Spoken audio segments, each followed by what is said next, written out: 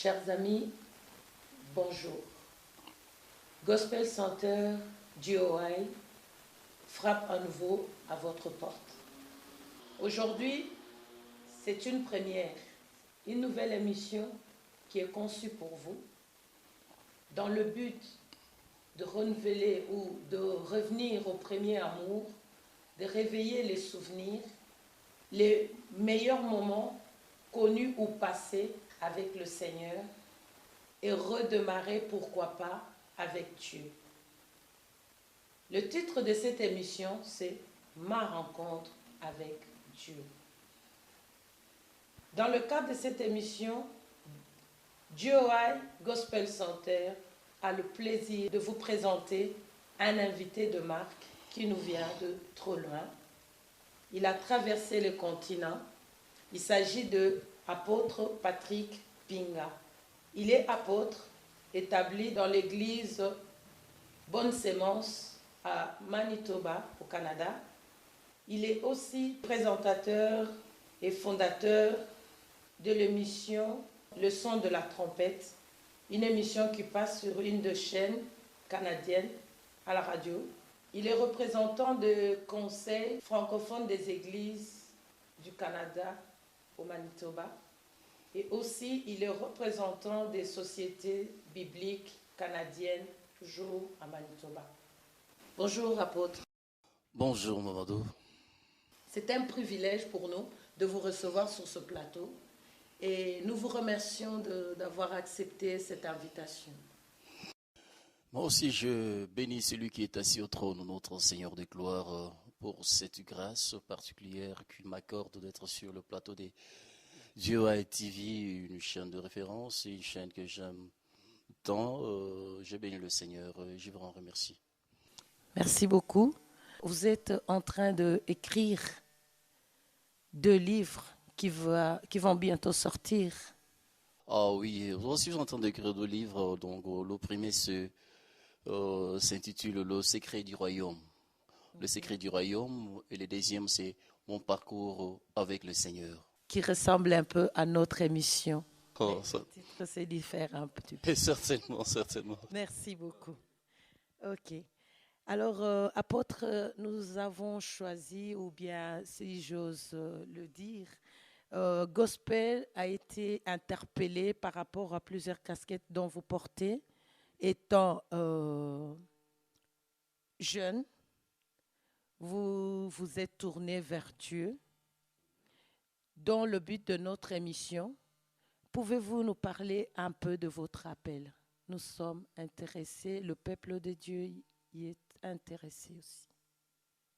Ah oui, je bénis le Seigneur. Vous voulez savoir un peu plus, le peuple de Dieu veut savoir un peu plus sur mon appel. Je sais que la façon dont Dieu a appelé Moïse, c'est pas la même façon que Dieu avait appelé Josué. Dieu nous appelle de plusieurs manières. Moi aussi, je t'ai appelé de ma façon. Je bénis le Seigneur pour ça. Oui, 187 que j'ai accepté de donner ma vie au Seigneur. J'étais quelqu'un qui aimait la musique, qui aimait la vie comme tout le monde. Il est arrivé des moments où j'ai dormi dans mes rêves, je voyais des histoires un peu bizarres, quoi. C'est un peu bizarre, je suis dans le champ, mais parfois je vois, j'ai des brebis, je suis comme un berger, des histoires pareilles. Et chaque fois que je voyais des choses pareilles, je parlais avec ma mère et qui me disait que non, un jour tu vas prêcher l'évangile, un jour tu vas devenir pasteur. Moi j'ai dit que non, prêcher l'évangile, moi. Vous savez, je ne vais pas prêcher l'évangile parce que quand j'ai regardé le pasteur de l'époque, je disais que non, être pasteur, c'est être malheureux. Et donc, tu n'as pas les ambitions de la vie. Alors, ça ne m'intéressait pas. C'est un peu ça. Mais, vous savez, Dieu reste Dieu. Dieu reste Dieu. Et quand Dieu, le Seigneur, te pointe du doigt, que tu veuilles ou pas, au moment opportun, c'est ce qui est arrivé avec moi. En 87, je suis allé dans une campagne d'évangélisation. C'était au stade du 24 novembre. Après la campagne d'évangélisation, je suis rentré à la maison. J'avais remis mon adresse. Un jour, un samedi, une semaine après, je suis à la maison Alors, je me préparais avec mes amis parce qu'à cette époque, tellement que j'aimais la musique, je me préparais pour aller dans un concert des Shockstar. Tellement que j'étais aussi membre des Shockstar, j'aimais la musique. Alors, je me préparais avec mes amis vers 16h, 17h. Les amis étaient à la maison, on s'est préparé, on dit qu'à 18h. Donc, on doit se diriger vers la carte blanche parce que les concerts, c'était à la carte blanche à Kinshasa, à Matongé. Alors, il y a ma petite sœur qui est venue qui est venue qui m'a appelé, elle a dit non, il y a Patrick, on te cherche. Oh, on me cherche, qui me cherche? Alors, je vis, j'ai dit, une jeune fille de, c'était pas de 12 ans, de 12 ans. Oh, c'est toi qui me cherches? Oui, ouais, je te cherche parce que donc j'ai ton nom et ton adresse. Donc, tu es à la campagne d'évangélisation. Donc, je suis venu qu'on partage la parole de Dieu. Partage la parole de Dieu avec moi. C'était vraiment étonnant. Alors, j'ai commencé un peu à rigoler. Mais là, commencé à me parler. Il dit que non, le Seigneur il me parle un peu des Jean 3,16. Alors, je suis resté calme. Dieu a besoin de toi et Dieu a besoin de que tu puisses le servir. Dieu t'appelle. Il m'a parlé beaucoup. Il a commencé à m'exhorter. D'un coup, alors, il y a quelque chose qui s'est passé dans ma tête. Alors, j'ai commencé à réfléchir sur ma vie. Alors, la question qu'il m'avait posée, elle me disait, est-ce la mort te surprend aujourd'hui? Est-ce que tu es sûr que tu verras le Seigneur? Alors, ça m'a beaucoup interpellé. Je suis resté calme. Je suis rentré dans la maison. Alors, j'ai dit à mes amis, vous savez quoi? Le problème des concerts, je reste à la maison, je dois méditer sur ma vie. Je dois méditer sur ma vie. Alors, ils m'ont dit que non, pourquoi? C'est cette petite fille qui est venue de ranger notre programme. Moi, j'ai dit que non. Ce n'est pas le cas, mais le Seigneur était en train de m'interpeller. Je suis entré dans ma chambre, je suis resté là. Et c'était le début de toutes choses. C'était le début de toutes choses. Je suis resté là. J'ai informé mes frères que personne qu'on ne me dérange pas. Je suis resté dans la maison pendant 3 jours. Je disais, Seigneur, j'ai commencé à réfléchir sur ma vie. Je dis, Seigneur, tu m'as parlé, mais j'ai besoin que tu puisses me parler un peu plus. Me donner, qu'est-ce que tu veux de moi? C'est un peu ça. C'est un peu mon appel au Seigneur. C'est ainsi que, à cette époque-là, après les 3 jours, je suis allé, il y a eu des campagnes d'évangélisation à l'époque vers la cité. Donc, je suis allé participer à une campagne d'évangélisation avec le pasteur Coutinho. C'est de là, après cette campagne, que j'avais accepté de devenir comme intercesseur. On a commencé comme intercesseur. Nous sommes allés à Mongafula. On était encadré à l'époque par un pasteur que j'aime bien, Jean-Pierre Gangeli. On était encadré avec les autres. On a commencé à prier. On a commencé à prier.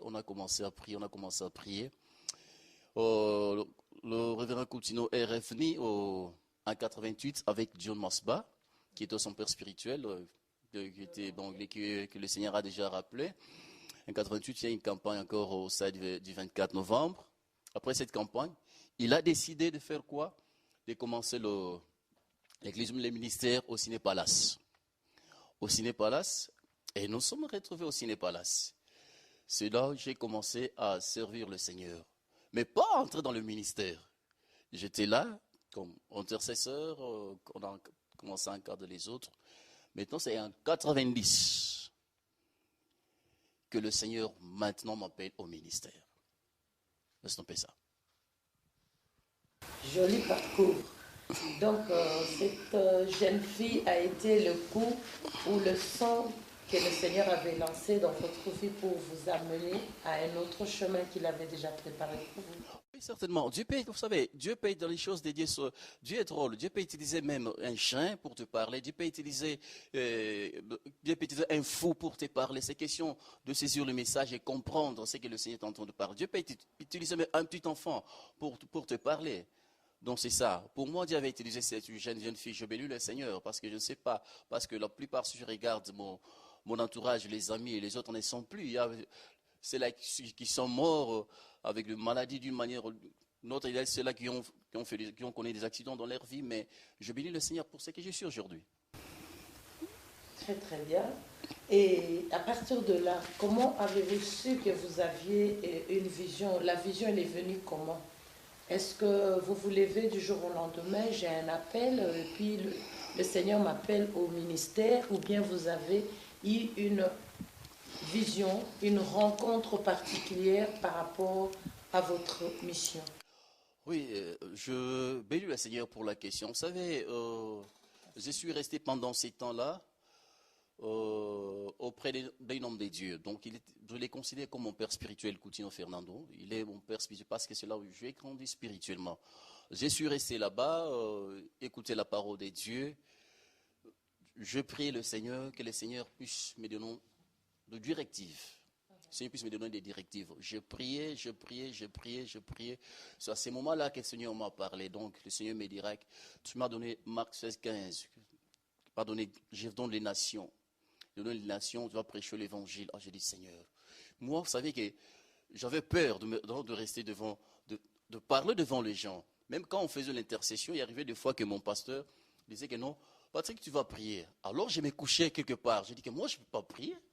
J'avais peur. Mais qu'est-ce qui s'est passé? Je voyais mes amis prier.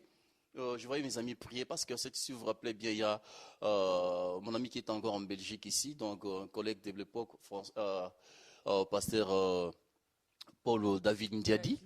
Nous sommes de la même promotion. Alors, donc, on priait. Alors, quand les autres priaient, alors, moi, je me disais, pourquoi j'ai peur?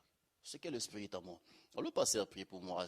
Ces jours-là, je me suis dit, je prends la décision. Je dois commencer aussi à prier comme les autres. J'ai commencé à prier. Seigneur, j'ai besoin de prier. Seigneur, j'ai besoin de prier, de méditer la parole de Dieu. Plus que je priais, plus que j'entrais dans 2 retraites où je cherchais le Seigneur, c'est là où le Seigneur, parce que la Bible nous dit ceci, cherchez l'Éternel pendant qu'il se trouve, et il se fera voir au milieu de vous.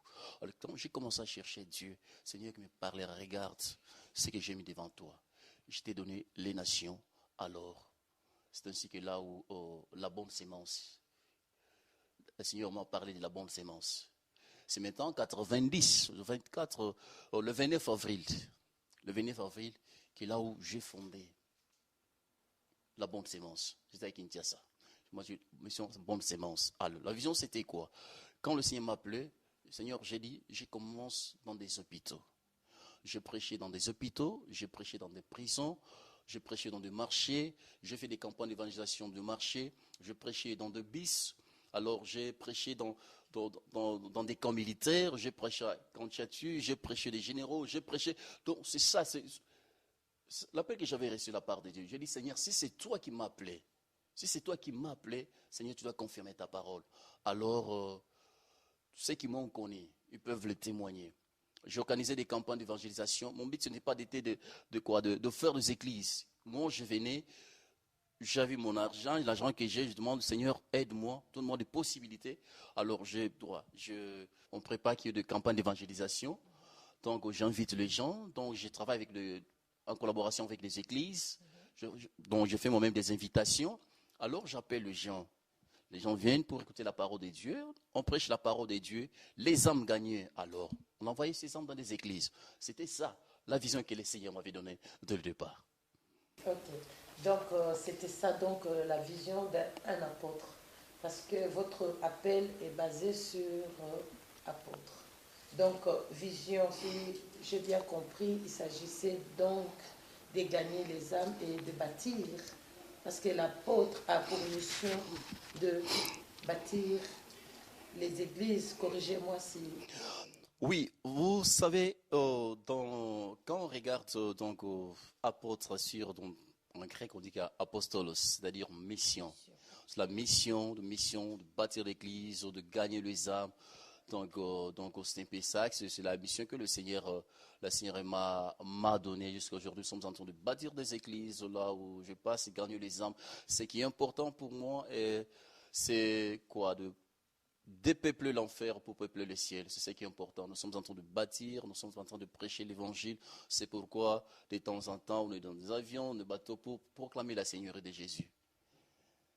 C'est un peu ça. Merci beaucoup, apôtre. Et c'est de là qu'est né votre amour avec le Seigneur et l'attachement aussi dans le ministère. et vous n'avez pas aucun jour eu un dégoût ou un regret d'avoir choisi cette voie-là? Oui, vous savez que les gens pensent que quand on vient donc au Seigneur, il y a eu des moments, vous savez, quand quelque chose qui vient de la part de Dieu, quelque chose qui vient de la part de Dieu, il y a toujours des moments de trouble. Parfois, on se pose des questions. Pourquoi? Ça m'est arrivé aussi. Ça m'arrive des fois. Ça m'arrive des fois aussi. Parfois, on se pose des questions. Oh, pourquoi Seigneur? Pourquoi telle chose? Pourquoi tu te poses des questions? Pourquoi tel problème? Non, il y a toujours des moments de douleur parfois qu'on traverse. Mais les grands problèmes, c'est quoi? Quand Dieu vous a appelé, vous savez que c'est Dieu qui m'a appelé. Parce que vous savez, l'appel de Dieu est différent de l'appel des hommes, de ma tante, de mon oncle. Quand Dieu vous a appelé, c'est comme Dieu avait appelé Abraham. Vous savez, Dieu peut vous appeler. Il vous appelle quand vous écoutez sa voix. Et si c'est Dieu là qui vous a appelé. Parce qu'aujourd'hui, il y a un peu la confusion qu'il y aurait. Si Dieu vous a appelé, et c'est Dieu là, ce Dieu-là marchera avec vous et accomplira sa parole. Il y a eu des moments de trouble dans ma vie. Il y a eu des moments de trouble dans mon ministère. Parfois, je me pose des questions. Mais Seigneur, pourquoi? Mais Dieu me dit, c'est moi qui t'appelle. Reste avec moi. Écoute ma parole. Et je marche toujours. Donc, chaque fois qu'il y a quelque chose qui se présente devant moi, j'ai toujours dit, Seigneur, ce n'est pas moi. Souvenez-vous, vous m'aviez appelé pour le service. Ainsi que je suis votre serviteur. C'est un peu ça. Merci, apôtre. Et durant votre mission, je vais parler de votre appel. Avez-vous déjà installé d'autres églises à part la Bonne Semence qui est au Manitoba, au Canada? Oh, merci pour la question. Au Canada, je peux vous dire, c'est main office, comme on le dit. Donc, c'est le centre des tours. C'est notre siège. Il y a tout ça, c'est situé au Canada, au Manitoba. Mais avant d'arriver au Canada, mais je ne suis pas là. J'ai commencé en Afrique. On a commencé en Afrique et j'ai commencé tout d'abord dans mon pays. Vous savez, je viens du Congo, bien sûr. On a prêché l'évangile presque dans toute la région, les provinces actuellement. On a bâti 2 églises. On a bâti presque toutes les provinces du Congo. Je suis passé par là. On a prêché l'évangile. On a marché à pied. On prêchait l'évangile. Bon, on se disait, Seigneur, donc j'ai soif de gagner les âmes pour ton royaume. C'est ce qui compte pour moi. On a bâti 2 églises. Jusqu'à aujourd'hui, on continue. Après, c'était l'Afrique. C'était l'Afrique, nous sommes dans l'Europe. Mais jusqu'à aujourd'hui, c'est ce que nous sommes en train de faire. C'est on s'est focalisé sur 80 pays. On s'est focalisé sur 80 pays. Je dis, Seigneur, avant ma mort, ou bien avant votre retour, j'ai besoin que la bonne sémence soit plantée dans ces 80 pays.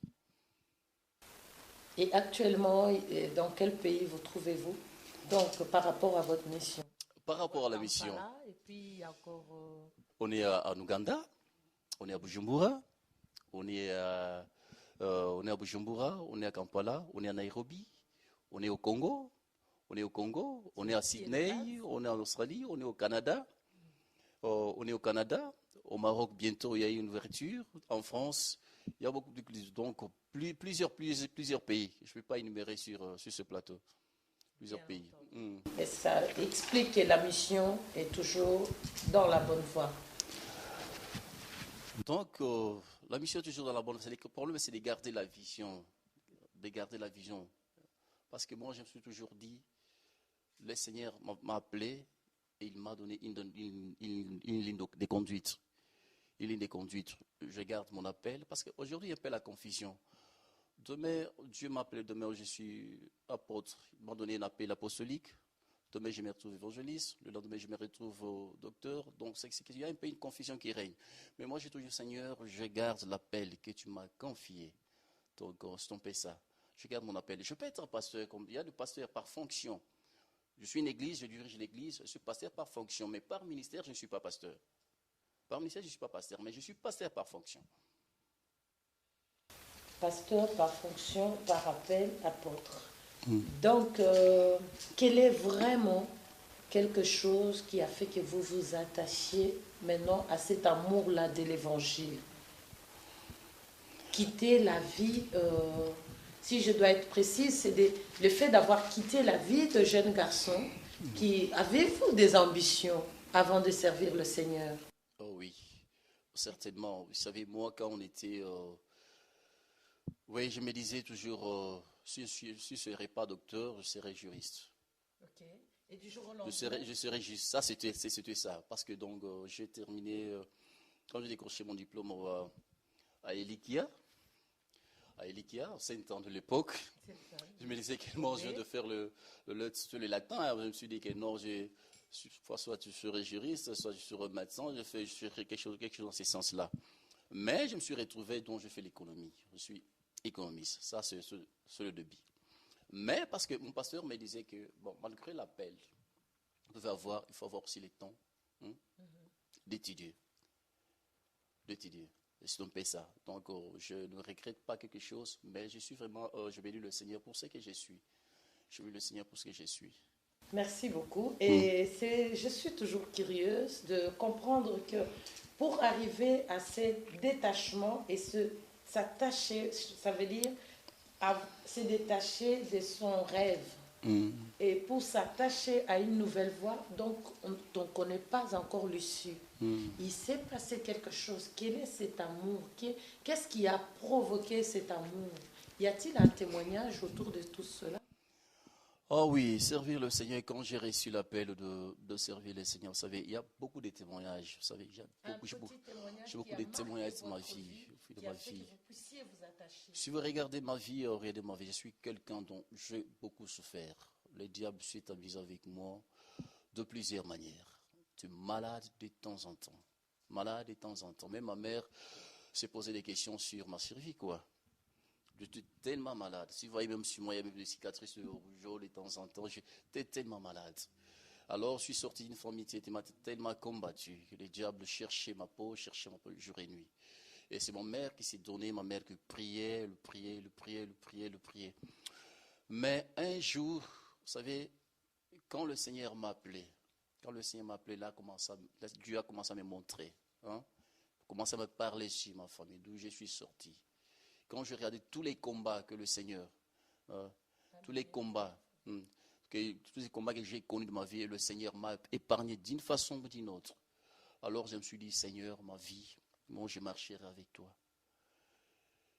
Je marcherai avec toi. C'est un peu ça. Il y a eu beaucoup de choses, il y a eu des témoignages dans ma vie. Ceux qui m'ont connu, donc j'ai connu des problèmes de maladie. Donc je me retrouve à l'hôpital, on me dit que non, c'est fini. Dans la salle d'animation, si je peux revenir sur ça, je passe 3 jours là-bas. Et le médecin, on me dit non, c'est fini pour lui. Et c'est Dieu là fait miracle.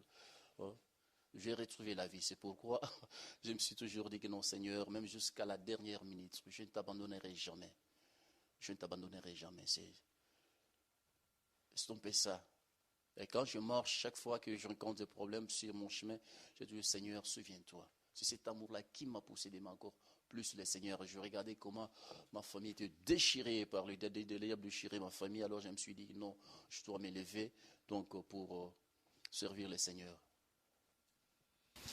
C'est formidable. Et étant maintenant avec le Seigneur, est-ce que vous avez de rêves? Quels sont, même si vous ne le dites pas tout, mais quels sont les rêves que vous avez pour accomplir cette mission? Puisque vous étiez, ou vous êtes toujours un homme de rêve, parce qu'on parle que c'est lui qui... Il n'y a que le mort qui ne peuvent plus rêver. Mais les rêves, c'est pour des vivants. Étant vivant, étant épargné par toutes ces choses, Dieu, dans sa grâce, il vous a fait échapper de diverses manières et il vous a fait triompher, si nous l'avons bien compris.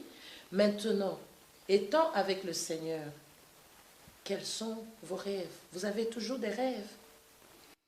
Moi, j'ai des rêves dans la vie que je n'ai pas encore réalisés, que j'ai demandé. Il faut toujours avoir des rêves dans la vie. Si on n'a pas de rêves là, ça ne marche pas. Nous, j'ai de rêves, parce que dans ma vie, tout d'abord, je venais de dire tout à l'heure que dans ma vision, on compte planter des églises dans 80 pays, de prêcher l'évangile, planter des églises dans 80 pays. En dehors de ça, comme là où je suis, donc je pense maintenant qu'on puisse construire notre temple dans notre quartier général.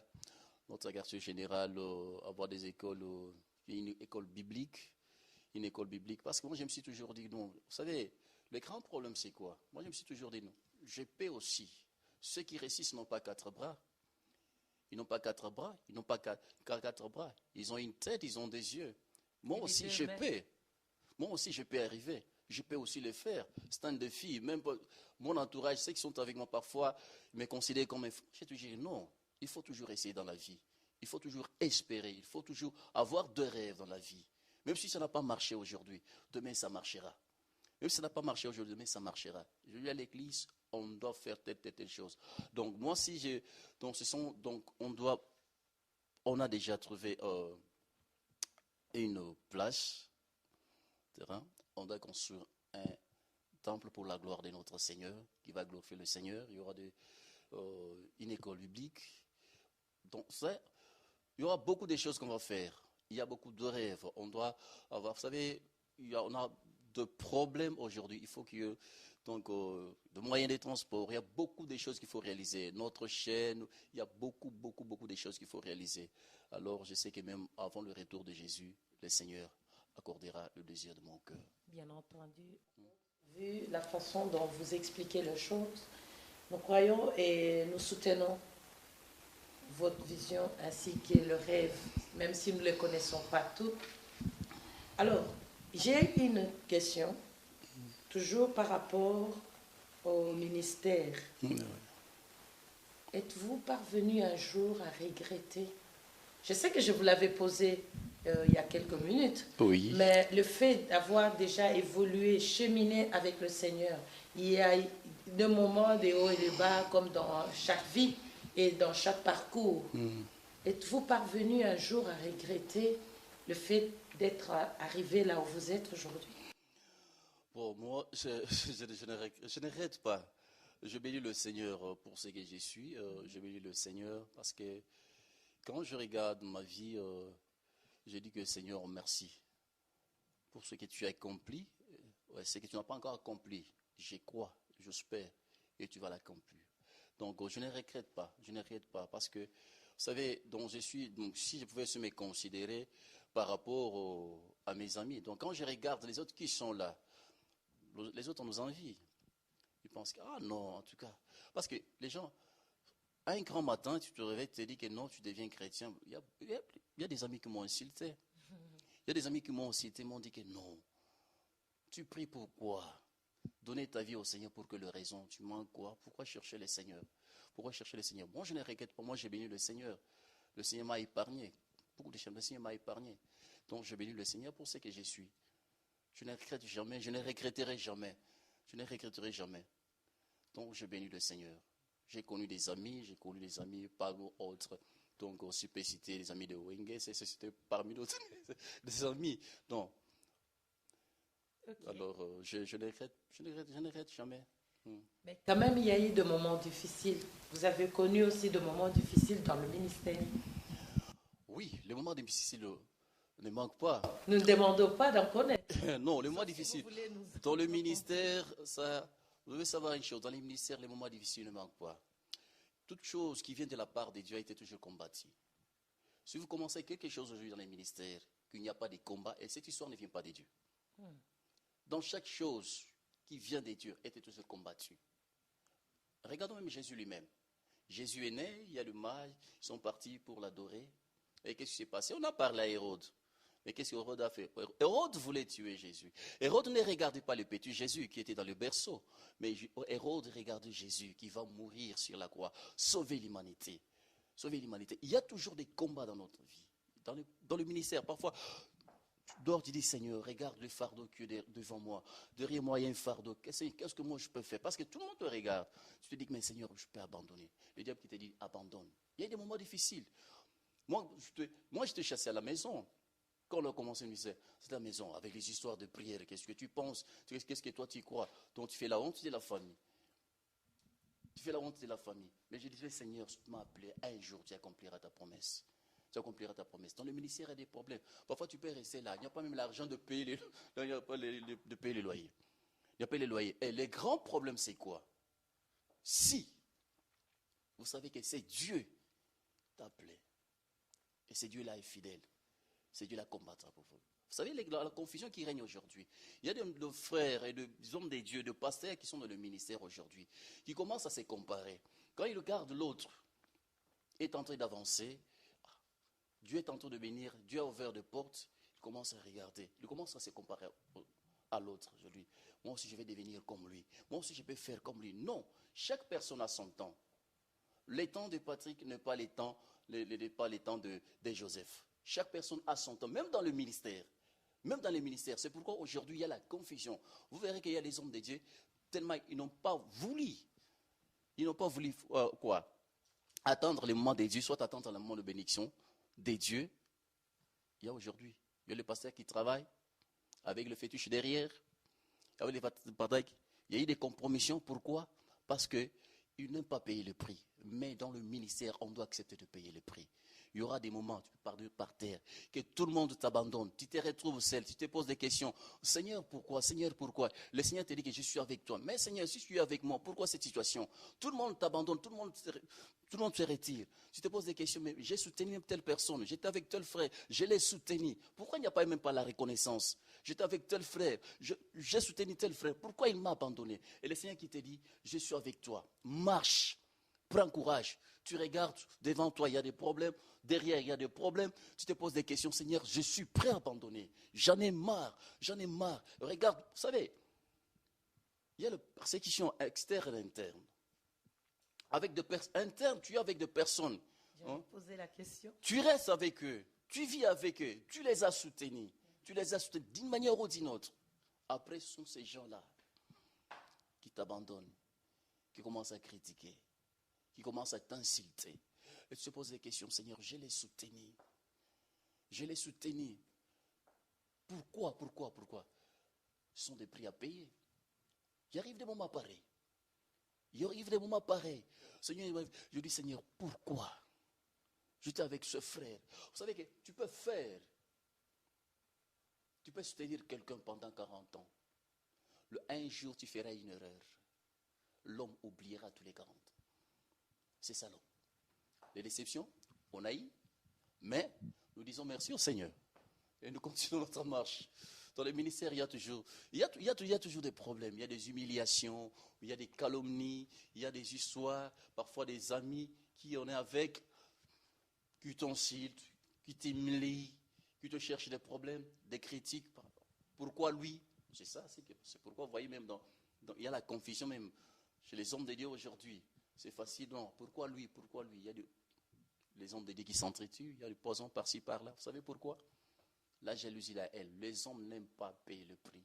C'est bien d'acclamer quelqu'un aujourd'hui, vous le voyez. Non, Dieu l'a élevé, mais il faut passer derrière. Passer derrière. Qu'est-ce qu'il a traversé comme problème? C'est ça les grands problèmes aujourd'hui. Les gens, c'est bien d'acclamer quelqu'un aujourd'hui. Il est comme ça, mais il faut regarder son passé. C'est très touchant ce que vous venez de dire, apôtre, parce que si nous avons bien compris, en vous écoutant, le fait d'avoir choisi Christ ou d'avoir choisi la voie de Dieu, donc est-ce un signe de souffrir de cette manière-là, souffrir d'abandon, je veux dire, souffrir de rejet, passer par des moments, je veux dire, de situations ou de moments difficiles. Est-ce que c'est un signe pour montrer que cette personne est dans la bonne voie et qu'il est en train d'être abandonné parce qu'il a fait le choix de suivre Dieu? C'est un signe pour vous, d'après vous? Vous savez, il y a l'évangile de Jésus bon chic bon jar. Jésus donne, Jésus guérit, Jésus bénit, Jésus élève. Vous savez, bon chic, bon nous sommes, oui, ça c'est Jésus bon chic bon jar. Quand venez, Jésus donne le pain, Jésus donne la maison, Jésus va donner. C'est ça, c'est cet évangile-là, l'évangile de Parvis. Parce que ça c'est l'évangile de Parvis. Quand venez, Jésus donne la nourriture. Là, évangile bon chic bon jar. Bon chic bon jar. L'évangile de Parvis. Vous savez, quand les gens, vous savez, dans les églises aujourd'hui, il y a une confusion. Vous savez quoi? Les gens pensent quand on vient au Seigneur, tout va aller très bien. Quand je viens au Seigneur, je dois me marier, il y aura toutes choses, il n'y aura pas le prix à payer. Vous comprenez? Mais moi, je sais, l'évangile que moi j'ai réussi. Regarde depuis la vie des apôtres, ce qu'ils ont traversé dans leur parcours. Vous allez voir les apôtres, comment ils ont souffert, comment ils ont payé le prix. Ils ont accepté de payer le prix. Aujourd'hui, les hommes de Dieu ne veulent pas payer le prix. Les hommes de Dieu ne veulent pas payer le prix. Les enfants de Dieu n'aiment pas payer le prix. Ils aiment aujourd'hui, je viens le matin à l'église, Dieu va me donner l'argent, Dieu va me donner les bijoux, Dieu va me donner la voiture. C'est ça. Mais moi, j'essaie. Souffrir, ce n'est pas que non, c'est un signe qu'on est avec le Seigneur. On peut aussi souffrir pour soi-même, on n'est pas avec le Seigneur. Tout le monde qui souffre, ce n'est pas qu'ils souffrent parce qu'ils sont avec Dieu. Non. Donc, dans chaque situation qui se présente dans la vie d'une personne, il faut avoir le discernement. Moi, je suis à la base, ou bien c'est le diable qui est à la base de ma situation, ou bien c'est Dieu lui-même qui est à la base de ma situation. Toi-même, tu peux être à la base de ta situation, de ta souffrance. Le diable peut être à la base, comme Dieu aussi peut être à la base de ta situation. Je peux me résumer. Dieu peut être à la base d'une souffrance de quelqu'un. Parfois, regardons ma peine. Tu as des problèmes avec Dieu. Vous savez, tu peux avoir des problèmes avec un général. Tu peux avoir des problèmes avec un colonel. Un général peut intervenir. Mais si tu as des problèmes avec Dieu, la Bible dit qu'il n'a pas de conseillers. Il n'a pas de conseillers. Il y a des personnes, des gens qui se posent des questions, pourquoi ça ne marche pas dans ma vie? Il a des problèmes avec Dieu, parfois dans des vœux, dans des dîmes. Dieu regarde, tu as promis, tu n'as pas réalisé. Alors, qu'est-ce que Dieu va faire? Dieu va s'élever. Il s'élève, il bloque la situation. Là, tu vas dire que non, oh non, vous savez, ça ne marche pas. On peut prier, on peut intercéder. On peut intercéder. Mais si tu n'as pas encore résolu ces problèmes-là, tu es une barrière, c'est un blocage de la part de Dieu. Il y a des gens qui souffrent de plusieurs manières. Le diable peut s'élever dans la vie d'une personne. Il y a des combats de gauche à droite. Mais si le diable s'élève, tu vas faire recours à qui? Tu feras recours à Dieu et Dieu va intervenir. Toi-même, tu peux être aussi, toi-même, tu es le problème. Tu connais les sources de ton problème. Tu sais que si je souffre, c'est moi-même je suis à la base de cette situation. Et si tu n'arrives pas à résoudre ces problèmes, c'est pourquoi il y a les gens qui condamnent Dieu dans nos églises. Oh non, moi je souffre pour telle chose, moi je souffre pour telle chose. Mais, il faut avoir un esprit de discernement. Pourquoi je souffre? C'est pourquoi Jérémie a dit, pourquoi ma souffrance est-elle continuelle? Jérémie qui dit ça, pourquoi ma souffrance est-elle continuelle? Pourquoi je souffre dans ma vie? Pourquoi il y a tel problème? Est-ce que je suis la source? Est-ce que c'est Dieu qui est à la base? Est-ce que c'est le diable qui est à la base? Mais aussi les gens qui souffrent aussi pour les Seigneur, qui payent le prix pour le Seigneur. Les apôtres ont payé le prix pour le Seigneur. Quand on regarde Étienne, ils ont payé le prix pour le Seigneur. C'est question d'avoir le discernement dans ces cas. Je retiens ce soir une chose. Donc, dans l'appel, le discernement est très capital. Oui. L'écoute aussi est capitale. Oui. Dans la marche avec le Seigneur. Oui. Donc le Seigneur peut, le fait de passer par ce chemin-là, si le Seigneur le permet et qu'il est à la base ou la cause de la souffrance dans laquelle vous vous trouvez, ça peut être alors un brisement pour amener une personne à l'état nouveau. Vous savez, Dieu quand on appelle quelqu'un, Dieu toujours le prépare. Dieu te prépare, que tu veuilles ou pas, Dieu va te préparer. Dieu a préparé Moïse. Moïse a fait 40 ans dans la maison des pharaons. Après, vous savez ce qui s'est passé? Il a grandi aussi dans la maison royale. Mais Moïse a fui. Après avoir tué l'Égyptien, Moïse a fui. Quand le problème était connu, connaissant l'histoire, Moïse a fui. Il est allé dans le désert. Dieu commence à préparer Moïse. Pendant 40 ans, Dieu a formé Moïse. Les grands problèmes aujourd'hui, c'est parce que, pour la plupart des temps, on n'est pas formé. Les gens ne sont pas formés, les gens ne sont pas préparés. C'est pourquoi dans les églises aujourd'hui, vous allez voir, quelqu'un qui arrive à l'église aujourd'hui, il est là, non, Dieu va me donner l'argent, Dieu va me donner une maison. Il attend 3 mois, 4 mois, parce qu'on a dit que non, quand tu arrives, quand tu donnes ta vie au Seigneur, tout va marcher très bien. Il fait 3 mois là-bas, il quitte l'église. Il était dans Jésus revient, demain vous allez le retrouver dans Jésus guéri. Le lendemain, il sera dans Bonne Sémence. Le prochain sera dans Mangembo aussi. Pourquoi? Parce que cette personne n'est pas formée. C'est pourquoi l'Église a une mission aujourd'hui. On doit revenir sur nos affermissements. On doit fermer les gens. On doit enseigner. Je suis, pour ma part, très contente d'entendre ces choses parce que lorsque vous parlez de l'enseignement, il s'agit aussi de la formation et cette formation qui pousse les gens à persévérer même dans des moments difficiles. C'est de connaître la parole de Dieu. C'est ce que vous essayez de dire. Parce qu'en connaissant la parole de Dieu, ça veut dire que vous vous appuyez non pas sur un homme, non pas sur une situation, mais sur la parole en espérant au Seigneur. Étudiant bien sûr chaque situation. C'est vrai, quand je parle de l'enseignement, vous savez que même la Bible nous dit ceci. À la fois, il faut ajouter quoi? La connaissance. Mon peuple périt par manque de connaissances. Les enfants de Dieu, on a besoin de la connaissance.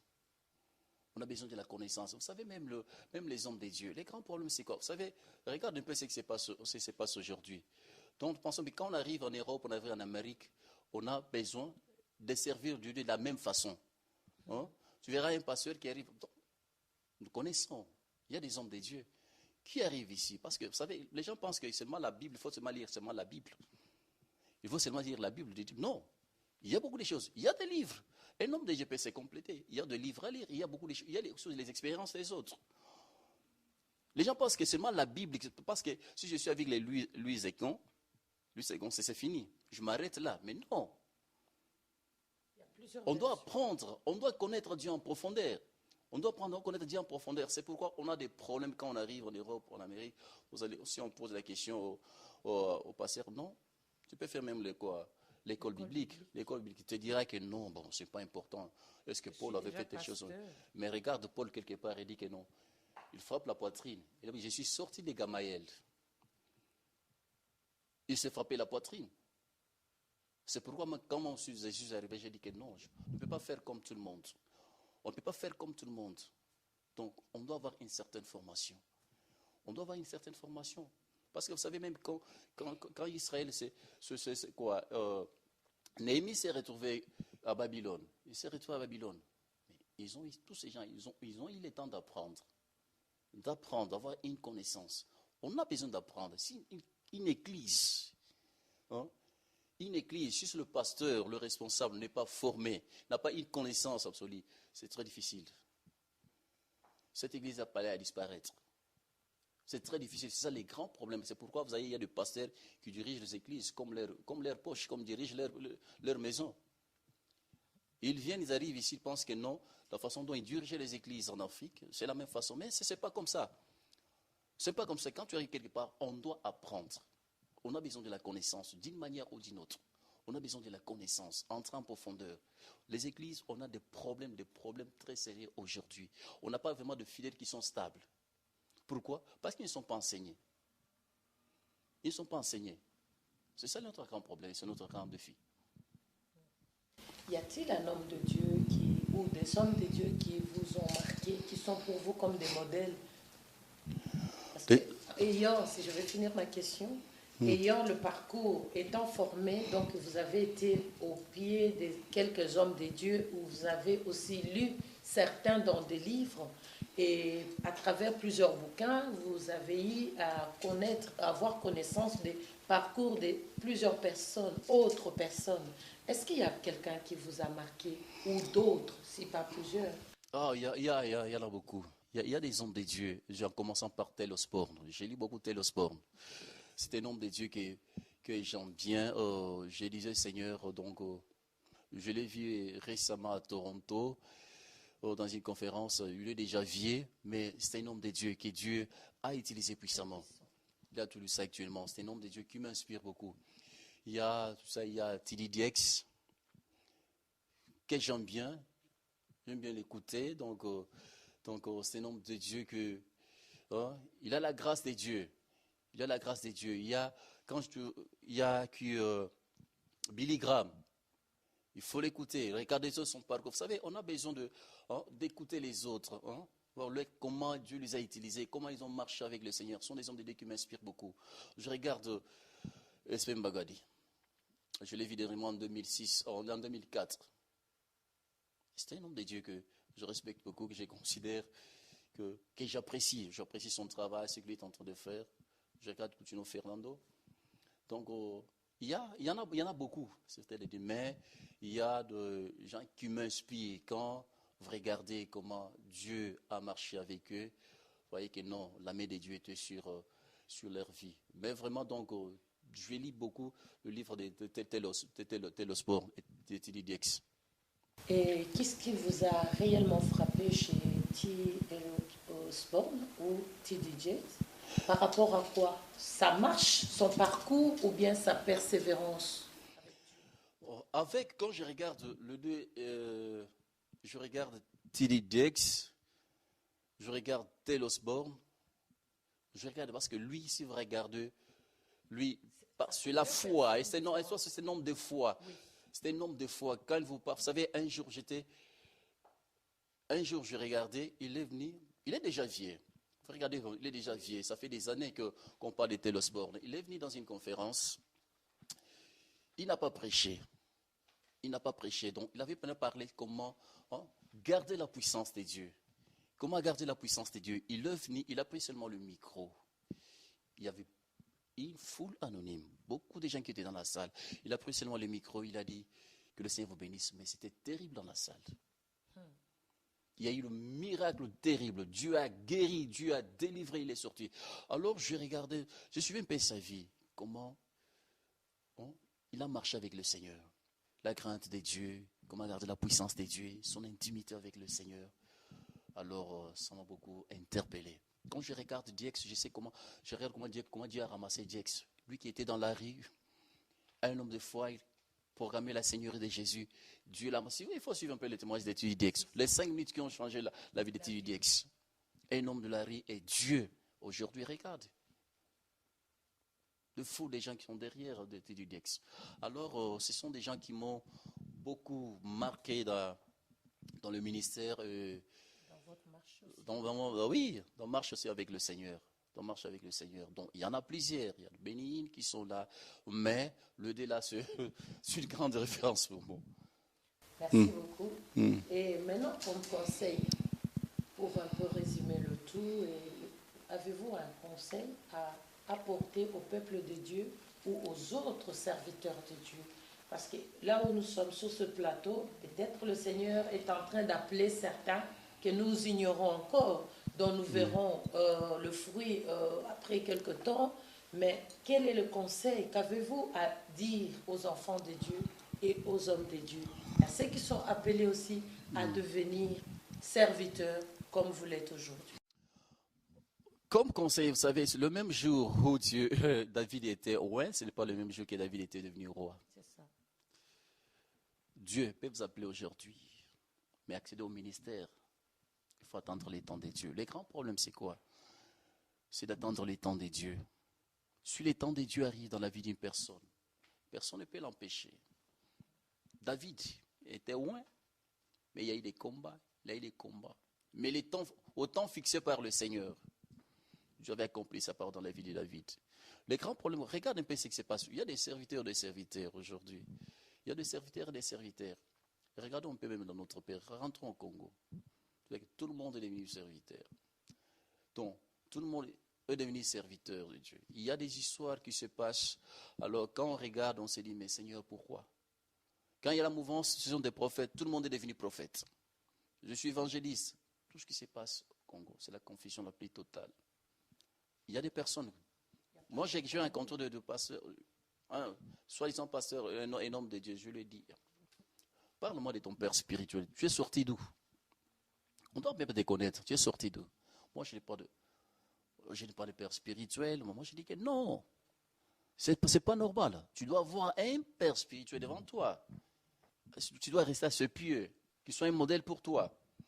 Alors, comme conseil, je dirais que non, il faut attendre les temps de Dieu. Quand les temps de Dieu arrivent, le Seigneur accomplira sa parole. Et pour les hommes de Dieu du Congo, vous savez, ce qui se passe aujourd'hui, il y a la confusion la plus totale. On se pose des questions, qui est serviteur de Dieu? Vous savez, l'Église du Congo a échoué à sa mission. Vous savez, même s'il y a des pleurs aujourd'hui, on se pose des questions. C'est à cause de l'Église. Parce que dans l'Église, tout le monde arrive. Il y a des hommes d'affaires, il y a des hommes politiques, tout le monde est dans l'Église. On n'a pas eu le courage de se lever et dire que non, mon frère, ce que toi tu fais, ce n'est pas bon, ce que tu fais, c'est mal. On n'a pas eu le temps de condamner. Du fait que non, le Premier ministre dans mon église, si je lui parle, il ne va pas plus donner la dîme. Il ne va plus me soutenir. On a croisé les bras. C'est l'église qui est à la base aujourd'hui. Regarde les hommes de Dieu. Regarde les hommes de Dieu, les comportements des hommes de Dieu. Parce que notre comportement, est-ce que, moi par exemple, je me pose la question, je suis infidèle là où je dirige, regarde mon comportement, qui n'est pas digne d'être appelé serviteur de Dieu. Est-ce que cet homme aura le courage de venir s'asseoir, que je puisse le prêcher? Non. Regardez ce qui se passe avec les serviteurs de Dieu. C'est la confusion la plus totale. On se tue. Il y a des poisons de gauche à droite. Pour quelle raison? À cause de l'argent. À cause de l'argent, on se tue. Lukusa est mort, vous savez pourquoi? Lukusa est mort, c'était quoi? C'était le pasteur. J'ai une question. Hum. Vous pensez que si dans votre assemblée, étant serviteur, et que Dieu permet, par sa grâce, il envoie un homme, un autre, un responsable politique, que sais-je encore, une autorité sur place, installée, et que cette personne commet le méfait, vous aurez le courage de lui parler? Mais s'il faut réprimer, il faut réprimer. Les grands problèmes, c'est quoi? Je dois parler? Non. Non. Il n'est pas dignitaire dans l'Église. Il est membre d'église comme toute autre personne. Vous savez, les grands problèmes, ce sont les grands problèmes dans l'église. Il y a des problèmes, il y a le partenaire du fait que, si tu permets, le fait que je suis le partenaire, il vient à l'église et commence à diriger. Il dit que non, moi je vois telle chose, je vois telle chose, je vois telle chose. Non. En tant qu'homme de Dieu établi, s'il faut dire non, il faut dire non. S'il faut dire oui, il faut dire oui. Ce qui s'est passé chez nous au Congo. C'est-à-dire qu'il faut exercer son autorité. Mais oui, il faut. Comme homme de Dieu établi dans une église. En tant que serviteur de Dieu, mandaté par le Seigneur, s'il faut dire oui, il faut dire oui. S'il faut dire non, c'est non. C'est non. Regarde, les Coutinois sont en prison, pourquoi? Ils sont en prison pourquoi? Parce qu'aujourd'hui, les serviteurs de Dieu sont derrière l'argent. Ils sont derrière l'argent. Moi, je me rappelle quand il y a eu le problème des hommes, quand j'étais à Kinshasa, on a vu des hommes de Dieu, au lieu de parler, soit de la population, mais ils étaient derrière l'argent. Mais aujourd'hui, étant homme de Dieu, serviteur de Dieu, comme vous le dites, maintenant, qu'est-ce que vous pensez de devenir des enfants dont vous apportez la parole? Est-ce que ce vent va continuer ou bien vous allez changer pour ramener l'Église à la place qu'elle mérite? Ça veut dire dans les cœurs des hommes, dans les cœurs de peuples qui ont quitté leur maison et venir pour écouter la parole de Dieu. Pourquoi nous n'allons pas chercher à connaître ce qui se passe dans toutes les églises, bien entendu, mais étant homme de Dieu sur le plateau, nous aimerions connaître, c'est peut-être des petits secrets. Nous ne cherchons pas à créer des zizanies ou de polémiques autour de cette problématique, mais nous voulons tout simplement comprendre, est-ce qu'il y a moyen de ramener l'Église à sa place? Ça veut dire dans les cœurs des gens. Parce qu'aujourd'hui, si les gens quittent leur maison pour aller prier, c'est pour un changement.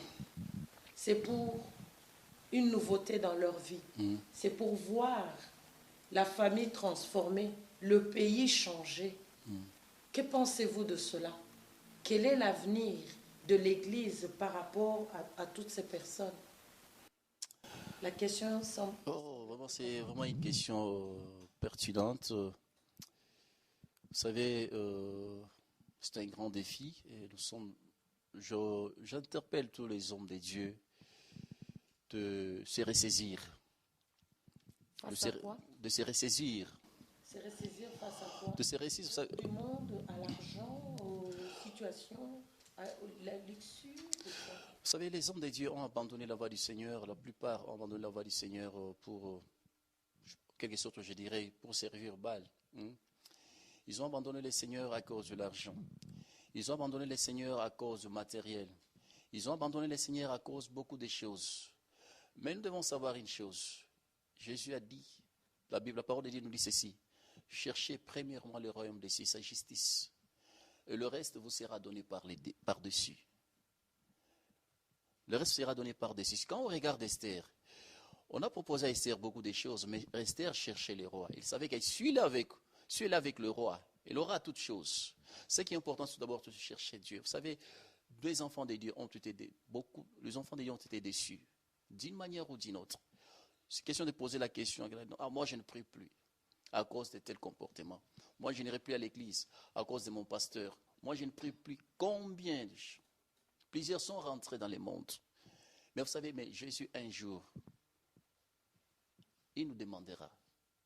Lui-même, un jour, il a dit, il faisait un rapport devant son Père. Il a dit, Père, tout ce que tu m'avais donné, je l'ai gardé, sauf le fils de la perdition. À combien plus forte raison nous? C'est un grand problème. Les hommes de Dieu aujourd'hui, à cause du matériel, à cause de l'argent, ils ont abandonné la bonne voie. Pour se dire que non, moi je veux l'argent. Non, c'est pas. J'ai toujours dit ceci, la Belgique, le Canada, ce n'est pas le ciel. Tout passera, tout ce que nous voyons ici, l'argent, la gloire passera. La gloire passera, donc les habits, nos maisons passeront un jour, mais la parole de Dieu ne passera jamais. Chacun de nous se présentera devant le Seigneur. C'est ce qui est important. C'est ce qui est important. J'ai vu les autres commencer à faire des déclarations. Moi, je ne sais pas. J'ai dit gloire à Dieu. S'ils reviennent, gloire à Dieu. Nous bénissons le Seigneur. Mais il est grand temps que nous puissions nous lever, prier le Seigneur. Parce qu'il y a le vrai et il y a le faux. L'Église de Dieu doit se réveiller. Les hommes de Dieu doivent se réveiller. Faire leur travail, revenir au Seigneur. Comme la Bible nous dit, souvenez-vous de votre premier amour. Plusieurs ont fait des bêtises d'une façon ou d'une autre. Plusieurs ont accepté Baal. Plusieurs ont abandonné leur vision. Plusieurs ont été découragés. Plusieurs ont fui la mission.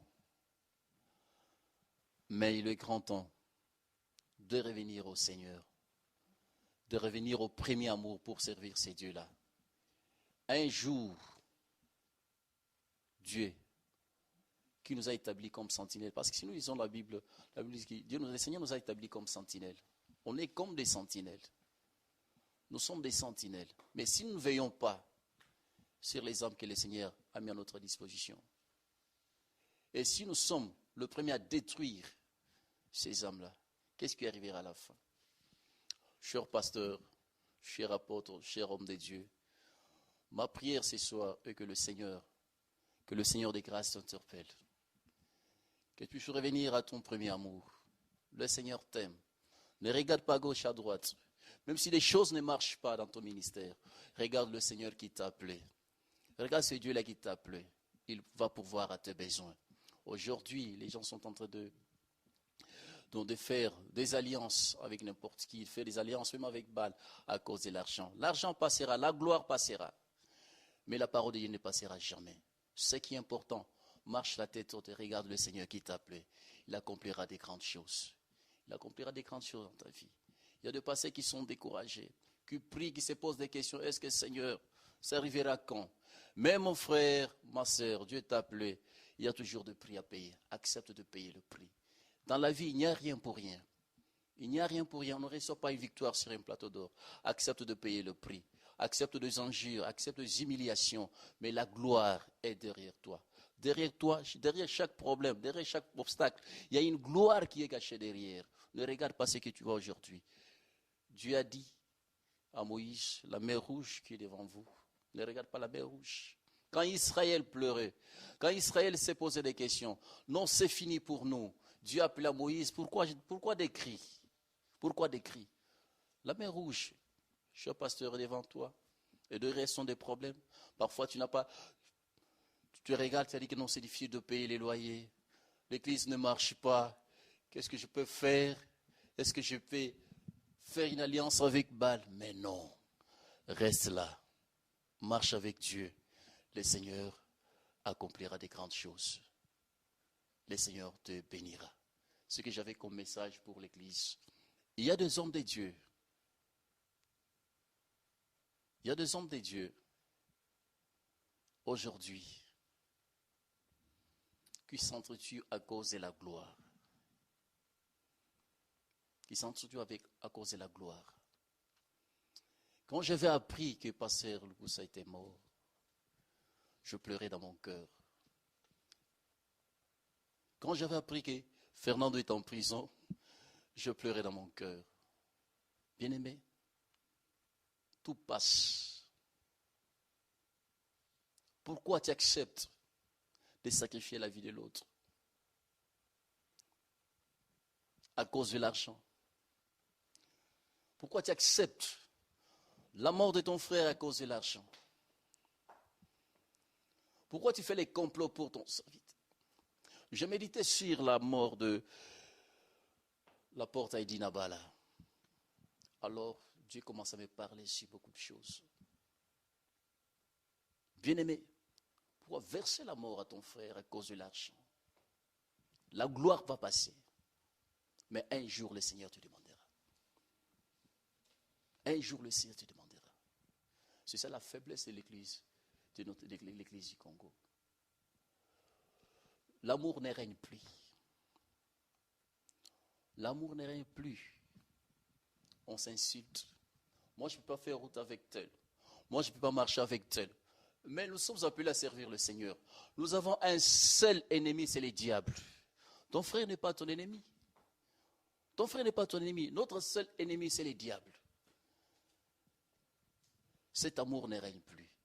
Alors je lance un appel. Chers serviteurs, hommes de Dieu, apôtres, missionnaires, pasteurs, il est grand temps de nous mettre ensemble, de parler un même langage pour la gloire de notre Seigneur Jésus. Un jour, le Seigneur qui t'appelle, le Seigneur qui m'appelait, nous demandera l'essor de ces hommes que nous sommes en train d'encadrer. Que le Seigneur bénisse. Merci, un grand merci apôtre pour ce message et pour le conseil, pour aussi l'appel que vous venez de lancer, chers internautes, chers amis de Gospel Center Joy TV. Vous venez de suivre apôtre Patrick, ses cris, ses douleurs, ses souvenirs avec Dieu. Mais il y a quelque chose qui m'a vraiment interpellée dans le thème de cette émission, revenir vraiment au premier amour qui a été notre rencontre avec Dieu, ce qui a occasionné cela. C'est cet amour-là qui fait qu'aujourd'hui nous sommes attachés à Dieu. C'est cet amour-là qui fait qu'aujourd'hui, même si je suis humiliée, même si je suis persécutée, je passe dans des moments, dans des circonstances très difficiles dont personne ne comprend et je ne vois pas l'issue. Mais je me souviens du premier amour. Parce que le premier amour est toujours marquant. Je bénis le Seigneur et le Gospel Center Joy a le plaisir et vous remercie encore, apôtre, de votre présence sur ce plateau et de votre passage. C'est très enrichissant. Nous avons écouté vos témoignages, vos changements. Comment êtes-vous arrivé jusqu'à quitter le rêve de petit garçon qui voulait ou qui rêvait de devenir ingénieur, médecin et juriste, que sais-je encore. Et aujourd'hui, il a accepté de servir le Seigneur. Mais il n'a rien perdu parce qu'il continue à mentionner qu'il ne me regrette pas. Ça veut dire qu'il se souvient du premier amour. Nous avons besoin de nous rappeler de cet amour-là. C'est cet amour-là qui fait qu'aujourd'hui, nous pouvons encore, même si le vent souffle, de tous côtés, il y a la tempête, il y a le tourbillon, les rejets de gauche à droite. Je me retrouve seule sur le chemin, mais je me souviens qu'il y a un Dieu qui m'a aimé. C'est cet amour-là dont je vais m'attacher. Je vous remercie, votre servante, Mado Muntu, qui vous a présenté cette émission, et ainsi que toute l'équipe de Gospel Center Joy, vous remercie également et à une prochaine fois. Merci beaucoup.